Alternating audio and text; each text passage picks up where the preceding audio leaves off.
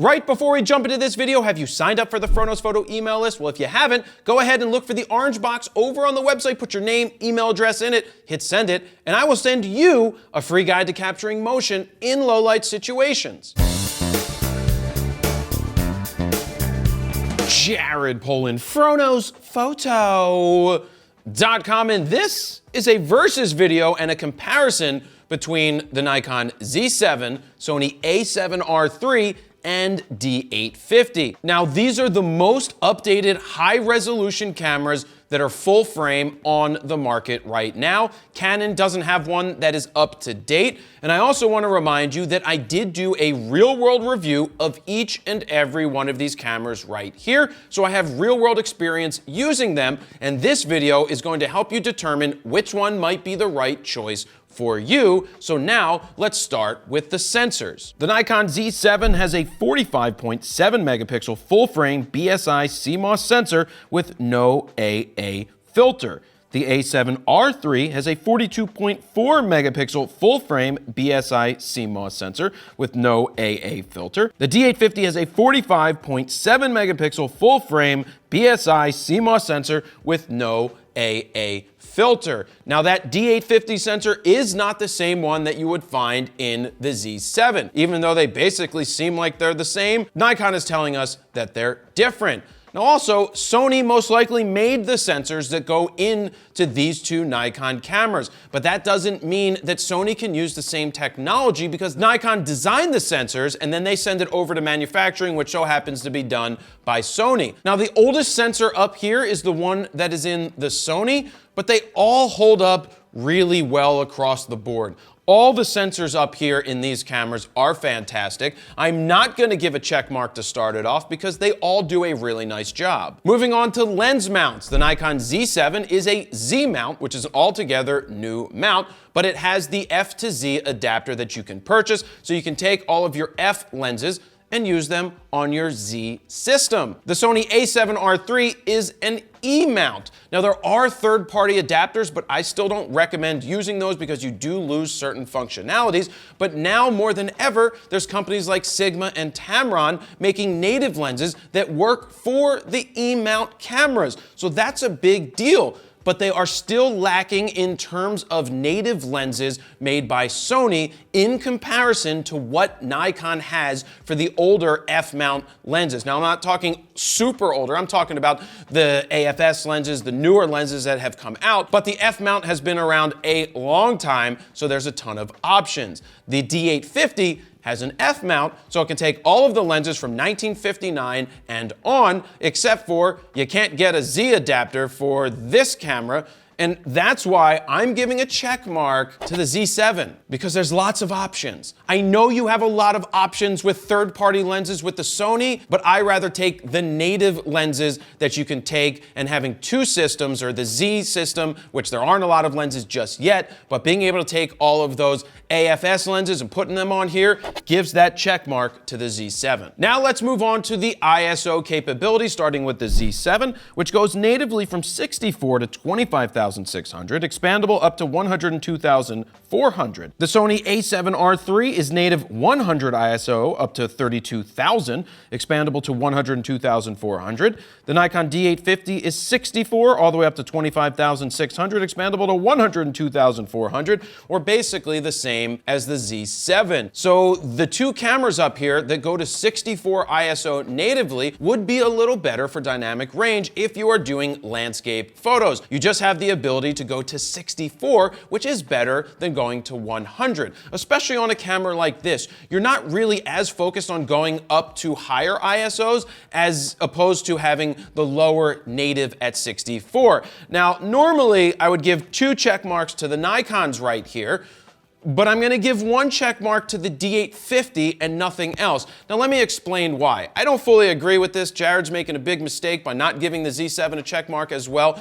But DP Review did some tests, and their test shows that if you push the exposure after the fact, say pushing it 4, 5, 6 stops and trying to recover shadows, that you may see some banding from the AF sensors that are built into the Phase Detect AF, which is right on the sensor. Now, I don't fully agree with that. I mean, I know their tests show it, but if you are off by 4, 5, or 6 stops and you're trying to recover it, there's a problem, and the problem isn't the camera, it's you. So no check mark for you if you're off by 6 stops. But check mark to the D850. How many frames per second can you shoot with these cameras? Let's start with the Z7, which gives you 9 frames a second in 12-bit RAW in the high extended mode, and 5.5 frames a second in normal mode, which is the 14-bit uncompressed. Now, I personally shoot this in the 5.5 frames a second mode because I want the 14-bit uncompressed, not 12-bit. You don't spend all this money to dumb down your file and shoot 12-bit. Now let's move on to the A7R III. That will do 10 frames a second with both the electronic and the mechanical shutter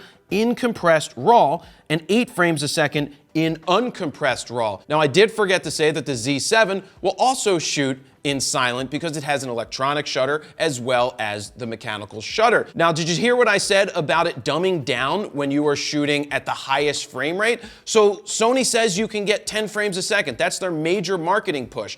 Yeah, that's 10 frames a second, but not in 14-bit uncompressed RAW. So if you're going to shoot the 10 frames a second, you're not going to get the highest quality possible. So I think the trade-off is to shoot the 8 frames a second instead of the 10 and get that 14-bit uncompressed RAW file. Moving on to the D850, you can do 7 frames a second, but if you add the grip and D5 battery, which is going to cost you a lot more money, you can do 9 frames a second, and you do have the ability to shoot silent, sort of, really not that well, because you don't have a viewfinder to look through. You just can touch the back screen and shoot silent. Generally speaking, I would give the check mark, don't give it yet, don't give it because it's not going to get it, to the D850 because it can do the 9 frames a second in the 14-bit uncompressed RAW, except the problem is you need to spend the money on the grip, you need to spend the money on the charger for the D5 battery, and you need to get a D5 battery, which means you're spending $600-700 extra in order to do that. In this case, the check mark is going to go to the Sony because you have those 8 frames a second with the uncompressed 14-bit RAW. Moving along to focusing points. The focusing systems are super important in these cameras, and somebody's gonna get a check mark. Somebody will. Let's start with the Z7. There are 493 points. Now, it's using the Phase Detect AF system. Now, there's no IAF, but the focusing goes edge to edge. You're getting 90% focus coverage with this camera. The A7R III is 399 points using the Phase Detect AF system with IAF, and the D850 comes in with 153 autofocusing points with 99 of them cross-type, and they do not go edge to edge. Now you would think that the Z7 would get the check mark because it has more focusing points, but because it doesn't have the ability to do IAF, I cannot give it a full check mark. I can give it a quarter check mark, and I can give the full check mark to the A7R III because it has IAF, and that kicks ass. Both focusing systems are very good. In fact, the D850 is extremely good, but in this case, for the all-around functionality, the full check mark goes to the Sony. Let me cut in here real quick and ask you, how do you keep track of all of your camera gear? Well, I personally use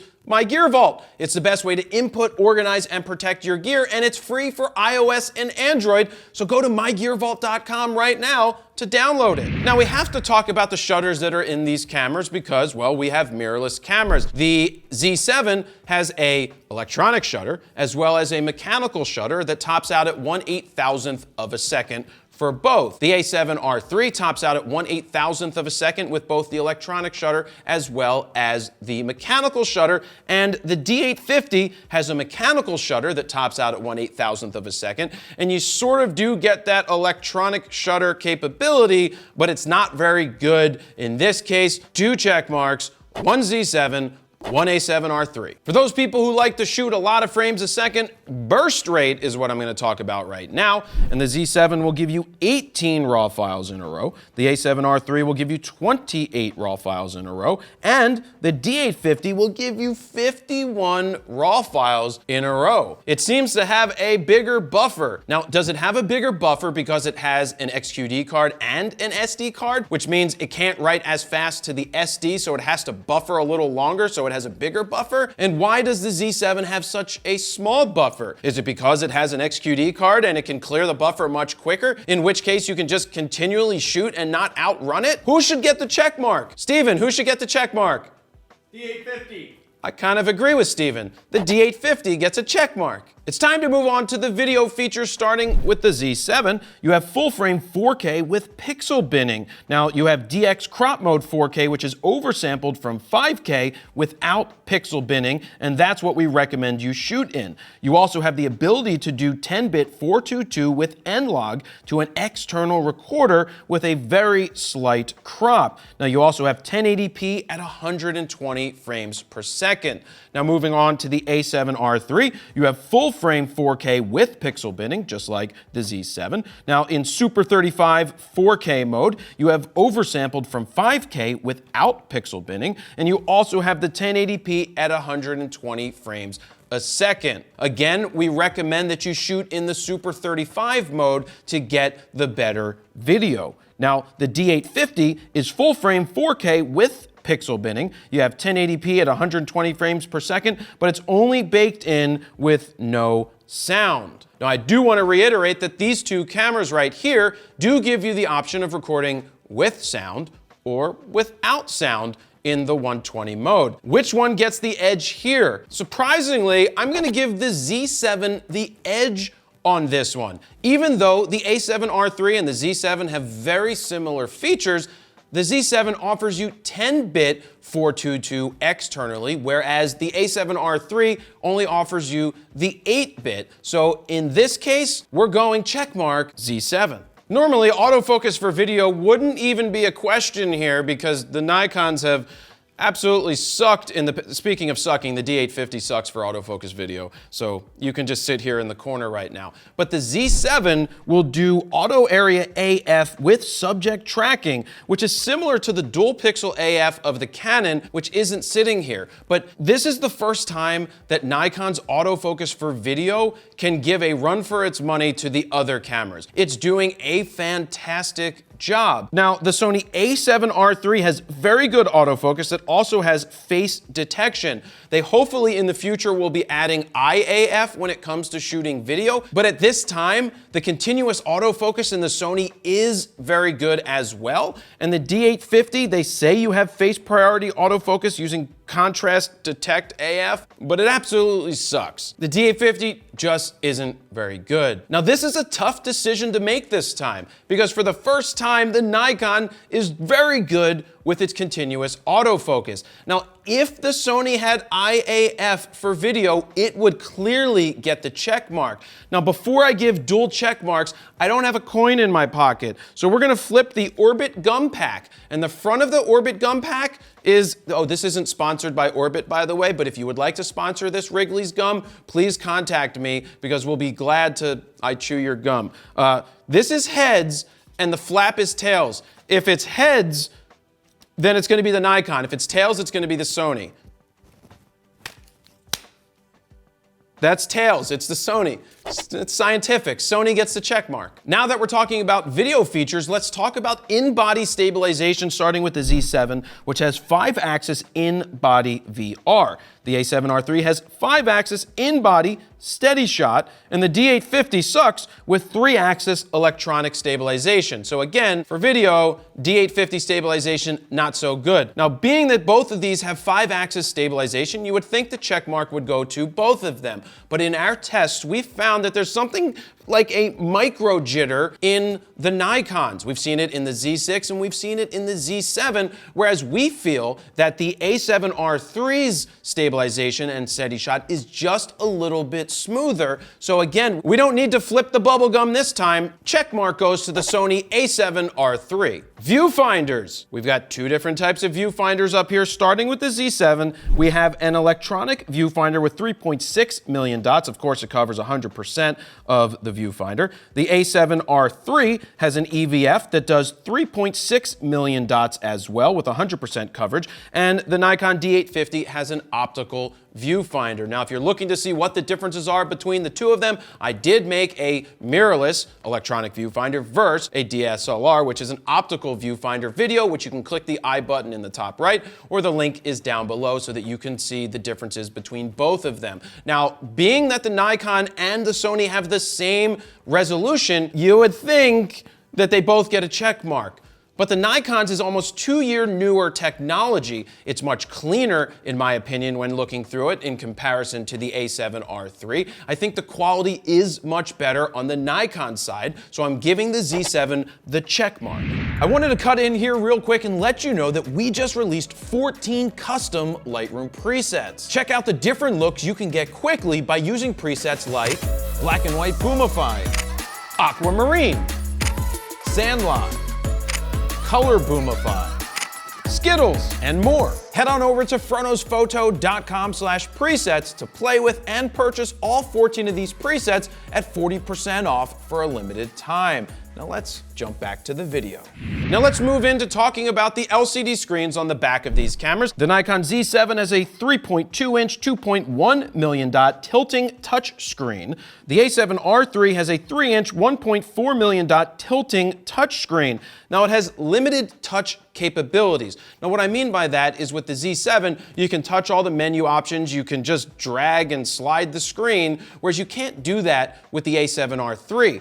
But what the A7R III does have is the ability to drag your focusing point while you are going and focusing. Now that is a great feature that the Z7 and the D850 doesn't have. Now the LCD on the D850 is a 3.2-inch, 2.36 million dot tilting touchscreen. I love the resolution of the touchscreen on the D850. It is a really high resolution screen, very similar to what you would find in the Z7. But the A7R III's touchscreen is basically dog shit. I love the fact that you can slide your finger and you can move your focusing points, but that doesn't make up for the fact that the resolution of this screen is horrible. So when you take a picture and you're looking at it back on the LCD versus looking through the electronic viewfinder, you will see a world of difference. It's bad. So in this case, D850 is getting the check mark. There's some added features in both of these cameras that I think are important to talk about because the Z7 will give you an 8K time-lapse. Now 8K time-lapse is pretty cool because there's actually no mirror to move in this camera and it can just keep shooting and shooting and shooting. But it doesn't bake in the time-lapse, meaning when it's done, it doesn't save it. So you have to take all of those either RAW files or JPEGs, edit them on the computer, put them into a timeline, and knock it down to a final video. The Sony a7R III has what's called pixel shift technology. This is where it will take a picture, shift a pixel, take a picture, shift a pixel, take a picture, shift a pixel, take a picture, shift a pixel, take a picture. It will take 4 shots and combine it into one, and it gives you a RAW file that you can process in Sony's proprietary software. Now it lets you get higher resolution images, which means for landscape photographers, as long as something isn't really moving terribly too fast in your frame, pixel shift is going to be a great option. Now on the D850, you also have that same 8K time-lapse. Now in the D850, you can lock up the mirror in this case, so the mirror doesn't have to keep flopping and flipping every time you take a picture, which is saving battery life. Who's gonna get the check mark? I think the most unique thing here that is more usable than anything is not the 8K time-lapse, it's the pixel shift. So the pixel shift camera, the Sony a7R III, is getting the check mark. Body feel. How does the body feel? Is your body a wonderland? I can tell you that the Z7, its body's like half a wonderland. It feels pretty good. Now the a7R III is one of the worst feeling cameras between the two of these right here. It just doesn't feel good in the hands. I know some people are gonna yell at me and be like, it's so small, it feels good. One thing I didn't mention earlier about the electronic viewfinders or the viewfinders on these is that the Z7's sticks out further. So that's a body feature that I like, that the Z7's viewfinder sticks out further so your nose isn't smushed up against the screen. With the Sony, it's really pretty close to being flush with the LCD, which means you have to crush your nose into the back of the screen. There's really not a lot of added body features into this. You have some custom buttons that are nice, but you can get a vertical grip. Yep, the same vertical grip that works on the A9 and the a7 III works on the a7R III, which is an extreme bonus. It's great that Sony allows you to take one grip and put it onto those other cameras. The Z7, no grip. No grip for you, Z7. Maybe a battery pack one day, which is stupid and has no functionality, so we won't even talk about it. The D850, on the other hand, has the ability to add a grip. It's a bigger, beefier camera because it's a DSLR. It feels great in the hands. It's a lot heavier. It also feels more substantial in terms of build quality, but you can get the grip. You can add the extra battery for the D5, which is going to give you the booster capability, and it feels good as a camera. I can't give a check mark to anybody because nothing is super duper. I know I can't give a check mark to the Sony because it feels so bad in the hands, and I also want to mention that the rubber that they use feels like slippery plastic. It's really not very good, so no check mark for you. So you get -1 check mark to Sony. That's how we're doing it. -1 check mark. You lose a check mark. I'm a big fan of memory card slots. If I could date a memory card slot, well, actually I would date twins because I like 2 memory card slots, which the Z7 doesn't have. But it does have an XQD card, which is one of the best cards, fastest cards, most reliable cards that you will find on the market. It still doesn't make up for the fact that Nikon didn't put in 2 card slots, but that horse is sitting outside. It's already dead because I've beaten it 8 million times. I don't mean PETA. PETA, don't come after me. I didn't actually kill a horse, okay? There's no horse outside that's been beaten to death. It's a figurative thing, not a literal thing, okay? I'll still eat tasty animals. But anyway, the Sony has 2 card slots, 2 SD card slots, except one of them is only a UHS-1, so they don't write at the same speed. But what the Sony has going for it is the ability, get this, not just to record redundant in terms of pictures, but you can do redundant video, which would have helped us the other day when this camera failed to record one of the clips, because we would have had 2 clips recording and hopefully we wouldn't have lost it. So that's a great feature. The D850 utilizes an XQD card as well as an SD card. That is great. 2 cards I like. Well, I don't really like SDs that much, but it has the XQD and the ability to shoot redundant. But the check mark, everybody, I'm giving it to the Sony because you have the ability to record video to both cards. I've had it fail on me before. In a Sony A9, I've had a card fail on me when I was shooting video. I didn't have the redundant video on like a moron, but luckily I had redundant photos on, so I didn't lose all my photos. So anyway, that's a side story, but check mark to the A7R III. This video is brought to you by Squarespace, which I personally use for jaredpolin.com. It's the best way to build your online photo portfolio, and if you'd like to get a 14-day free trial, go to squarespace.com/FroKnowsPhoto, and if you decide that it's for you, use the code FroKnowsPhoto at checkout to get 10% off your first order. Now let's get back to the video. Battery life has always been a concern with mirrorless cameras. The Nikon Z7 is rated for like a SEPA rating of something like 310 photos, but it's stupid because that's not really true. I squeezed out over 600 images on a battery charge.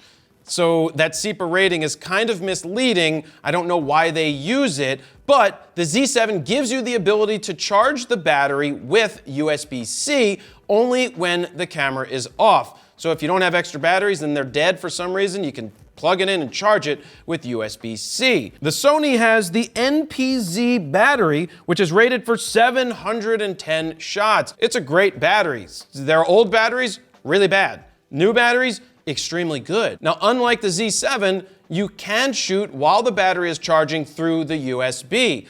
That's a bonus. You can't do it in the Z7. But let's move on to the D850. And the D850 is using the ENEL15A battery, but like we said before, if you spend all that extra money and get the grip and get the D5 battery, you're gonna get a couple thousand shots out of it without shooting video, a couple thousand. So D850 is getting a check mark. It's time for the most important test of all, the wind tunnel test. I'm gonna step back this time and blow this way.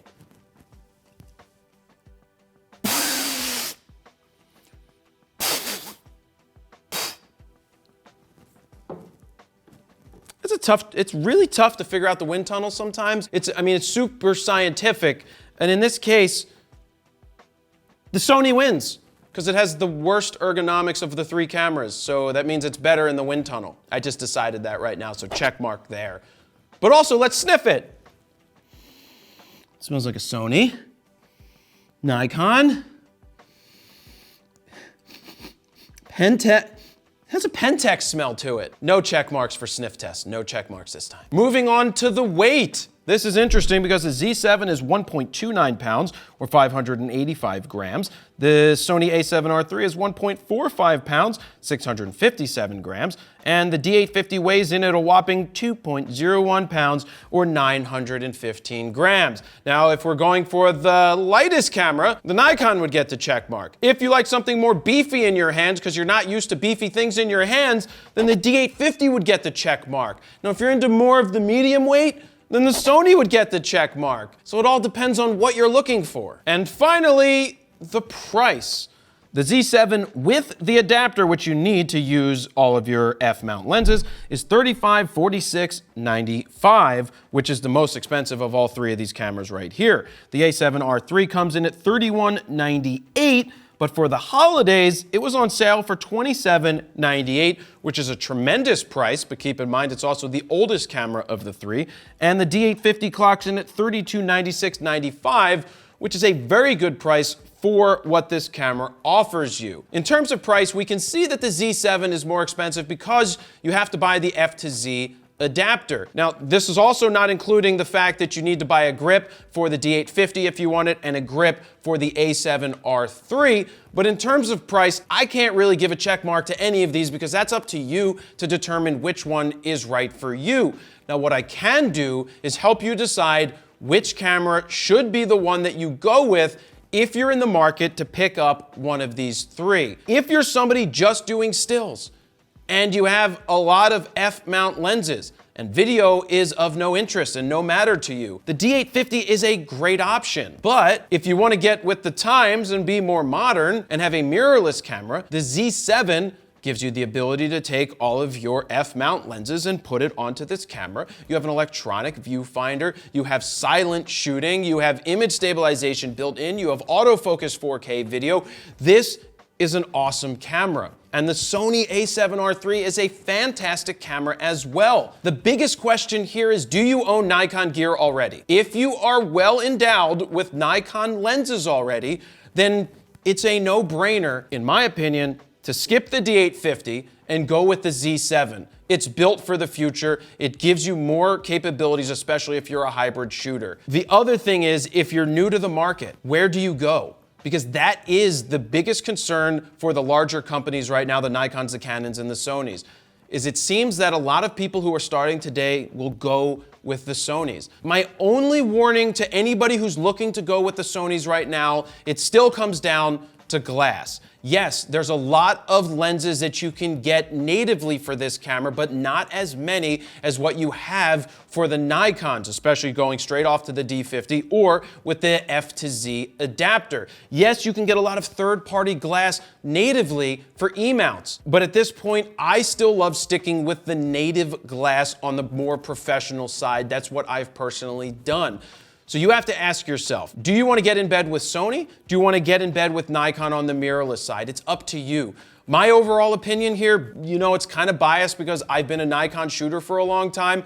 Because I already have so much Nikon glass, I'm going with the Z7. If I didn't have all that glass, would I pick up an a7R III? It could be highly likely. It could be highly likely, especially if I was just starting today. I just hate the way the body feels. But I love IAF. Now, if you're looking to purchase any one of these cameras or any camera gear for that matter, go to adorama.com/fro. When you use that link, it helps us to continue to make these types of videos. And I leave the question to you. Which of these three cameras would you go with and why? Leave me a comment down below. Don't forget to like, share, comment, and subscribe, and hit that bell button so you can be notified when new videos go live. I want to thank you guys very much for watching this. And that's all I have to say. I said a lot. I've said enough. Now, last thing, give yourself a check mark. You all get a check mark. You get a check mark. Steven, you get a check mark. You all get a check mark. Jared Polin, FroKnowsPhoto.com. See ya.